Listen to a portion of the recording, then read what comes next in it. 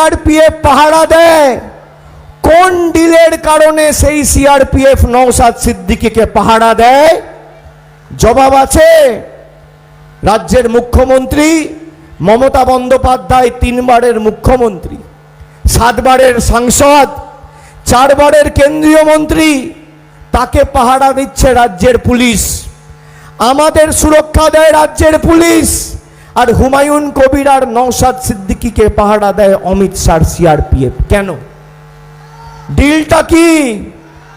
সংখ্যালঘু ভাইদের উপর যা অত্যাচার বিজেপি করেছে, যদি এতটুকু মনুষ্যত্ব আর বিবেকবোধ থাকে, ওই সিআরপিএফ এর নিরাপত্তা রক্ষীগুলোকে ছেড়ে ভাঙড়ে ঢোকো।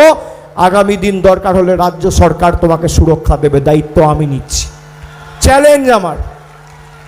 ডিলটা কি? সাধারণ মানুষ লাইনে, আর অমিত শাহর পুলিশ নওশাদ সিদ্দিকীকে পাহারা দিচ্ছে। ডিলটা কি?